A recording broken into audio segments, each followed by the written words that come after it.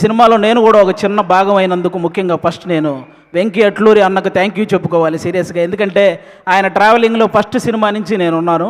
వీటి గురించి మాట్లాడే ముందు నేను ఒక సినిమా గురించి మాట్లాడాలి.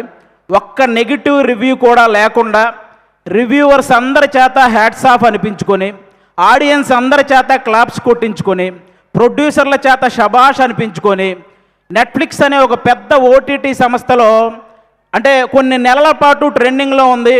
తర్వాత నేషనల్ అవార్డే వచ్చి ఇంట్లో ఉంది.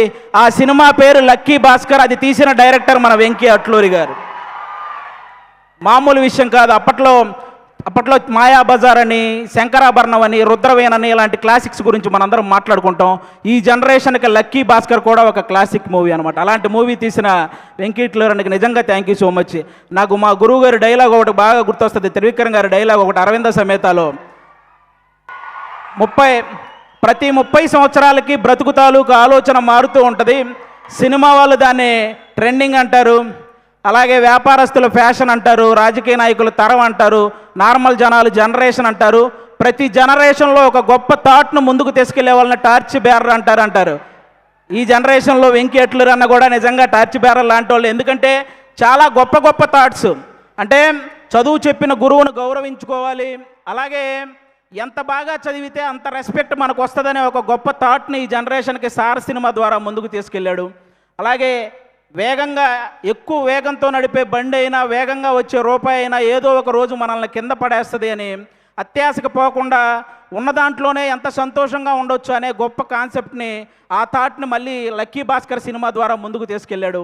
ఈరోజు ఈ విశ్వనాథ్ అండ్ సన్స్లో సూర్య గారితో అంటే ఒక ఫ్యామిలీ సబ్జెక్ట్, అంటే మార్నింగ్ షో, ఫ్యాన్స్ షోకి కూడా ఫ్యామిలీతో సహా వెళ్ళొచ్చు అనే ఒక మంచి సినిమా ఈ థాట్తో ఈసారి ముందుకు రాబోతున్నాడు. అలాంటి వెంకీ అన్నకి అంటే అప్పట్లో మనకి సినిమా పోస్టర్ల మీద హీరో గన్ను పట్టుకుంటేనో, కత్తి పట్టుకుంటేనో, గొడ్డలు పట్టుకుంటేనో రికార్డులు కొల్లగొట్టిన పోస్టర్లు మనం చాలా చూసుంటాం. కానీ హీరో సింపుల్గా ఇన్సర్ట్ చేసుకొని జేబులో పెన్ను పెట్టుకున్న రికార్డులు తిరగరాయొచ్చు అని, అలాగే హీరో షేర్ మార్కెట్ గురించి చెప్పినా 100 కోట్లు షేర్ కొట్టొచ్చని, ఈరోజు హీరో ఒక చేతిలో పిల్లాన్ని పట్టుకొని ఆడించినా కూడా రికార్డులతో ఆడుకోవచ్చని చెప్పిన డైరెక్టర్ మన వెంకీ అట్లూరి అన్న. సితారా ఎంటర్టైన్మెంట్స్లో లక్కీ భాస్కర్ సినిమాకి ముందు, లక్కీ భాస్కర్ సినిమాకి తర్వాత అనేలాగా ఆ ప్రొడక్షన్ హౌస్ ఈరోజు ఉంది అంటే దానికి వన్ ఆఫ్ ద రీజన్. అలాగే తొలి ప్రేమ సినిమా హిట్ అయినప్పుడు దాని తర్వాత మిస్టర్ మజ్ను కానీ, లేకపోతే రంగ్ దే కానీ ఇలాంటి సినిమాలు వస్తున్నప్పుడు వెంకీ అట్లూరి అనే డైరెక్టర్కి ప్రేమ, పెళ్ళి సబ్జెక్టులు తప్ప ఏమీ తెలియదు అని అన్న వాళ్ళకి అప్పుడు తీశాడు అసలైన ఆయుధాలు బయటికి. ఇక అప్పటి నుంచి అంటే ఒక స్థాయిలో ఆయన కొంచెం డిసప్పాయింట్మెంట్గా ఉన్నప్పుడు మన నాగవంశీ అన్న ఆయనతో నిలబడ్డాడు. ఈరోజు ప్రతి సినిమా విషయంలో నాగవంశీ అన్నని ఇంకో స్థాయిలో నిలబెడుతున్నాడు. అలాంటి సినిమాలు తీస్తున్నాడు. నాకు ఇంటి దగ్గర 2 అన్నయ్యలు ఉన్నారు, కానీ టీవీ పరంగా అభి అనే ఒక అన్నని, సినిమా పరంగా వెంకీ అట్లూరి అని అన్నని ఇచ్చినందుకు దేవుడికి థ్యాంక్స్ చెప్పుకుంటున్నాను. నిజంగా థ్యాంక్ యూ సో మచ్ అన్న, థ్యాంక్ యూ. ఇంకా ఈ సినిమాలో పెద్ద పెద్ద ఆర్టిస్టులు చాలామంది చేశారు. లెజెండరీ యాక్ట్రెస్ రాధిక గారు ఉన్నారు ఈ సినిమాలో. నాకు ఇప్పటికీ నవ్వింది మల్లె చెండు సాంగ్లో ఆవిడ స్మైల్ కానీ, ఆ డ్యాన్స్ కానీ ఎప్పటికీ మర్చిపోలేని, ఇప్పటికీ అదే హైపర్ యాక్టివ్తో ఉంటారు ఆవిడ.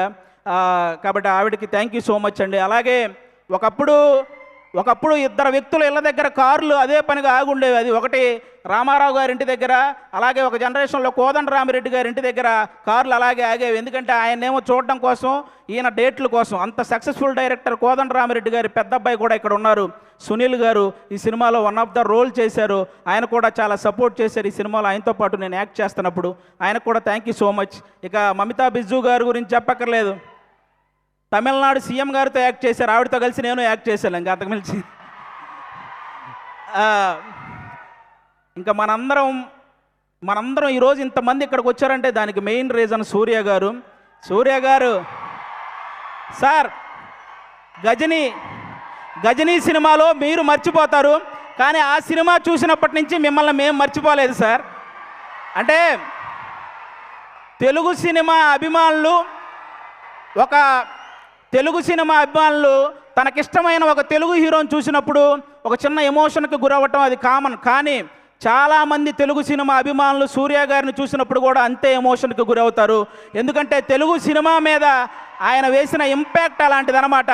సార్, నా ఆల్ టైమ్ ఫేవరెట్ మూవీ మీది జై భీమ్ సార్.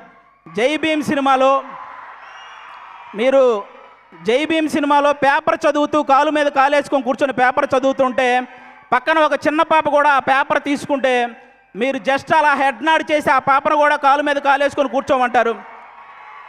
అది ఒక డైరెక్టర్ సీన్ రాసినట్టు ఉండదు సార్, మీ వ్యక్తిత్వమే స్క్రీన్ మీద కనపడుతున్నట్టు ఉంటుంది. అది ఆ విషయంలో అందుకే అలాంటి వ్యక్తి కాబట్టి ఈరోజు ఎంతోమంది పేద విద్యార్థుల్ని ఇంజనీర్లుగా డాక్టర్లుగా తీర్చిదిద్దారు మన సూర్య గారు. ప్రపంచానికి వెలుగునిచ్చేది ఆ సూర్య భగవానుడైతే ఎంతోమంది పేదవాళ్ళ జీవితాల్లో వెలుగునిచ్చింది ఈ సూర్య భగవానుడు. కాబట్టి ఖచ్చితంగా మీరందరూ ఆ విషయంలో క్లాప్స్ కొట్టాలి. ఎందుకంటే తమిళనాడులో మన సూర్య గారు ఒక ట్రస్ట్ పెట్టారు, దానికి చిరంజీవి గారే ఇన్స్పిరేషన్ అని ఆయన చెప్పారు. కానీ పిల్లల ఎడ్యుకేషన్ విషయంలో చిరంజీవి గారికి కూడా సూర్య గారే ఇన్స్పిరేషన్ అని స్వయంగా ఆయనే చెప్పారు. కాబట్టి అది నిజంగా చాలా చాలా చాలా గొప్ప విషయం. ఒక కుటుంబాన్ని బాగా చూసుకోవడంలో కానీ, భార్యని ప్రేమించడంలో కానీ, వ్యక్తిత్వంలో కానీ, టాలెంట్ ఉండి చదువుకోవడానికి శక్తి లేని వాళ్ళకి సహాయం చేయడంలో కానీ, బాడీని సరిగ్గా మెయింటైన్ చేయడంలో కానీ, బాక్స్ ఆఫీస్ దగ్గర సరైన లెక్కలు సరిచేయడంలో కానీ ఆయన్ని బీట్ చేసే వాళ్ళు ఎవరైనా ఉంటే వాళ్ళకి లైఫ్ టైం సెటిల్మెంట్ రా. Thank you so much. ఈ సినిమా సూపర్ సక్సెస్ చేయాలని నేను మనస్ఫూర్తిగా కోరుకుంటున్నాను. మా వెంకీ అట్లూరి అన్నకి ఈ సక్సెస్లు ఇలాగే వస్తూ ఉండాలని, అలాగే సితారా ఎంటర్టైన్మెంట్స్లో నేను కూడా ఎక్కువ సినిమాలు చేశాను, అది నాకు కూడా ఒక హోమ్ ప్రొడక్షన్ లాగా. ఆ ప్రొడక్షన్లో కూడా సక్సెస్లు ఇలాగే మొన్న లెనిన్తో ఎలాగైతే సక్సెస్ వచ్చిందో ఈ సినిమా కూడా అంతే బ్లాక్ బాస్టర్ అవ్వాలని మనస్ఫూర్తిగా కోరుకుంటున్నాను. 6 గంటలు స్టే చేయటం ఎంత కష్టమో ఆ స్టేజ్ మీద 3 గంటలు ఎంటర్టైన్ చేయడం కూడా చాలా కష్టం. సుమగారికి కూడా థ్యాంక్ యూ.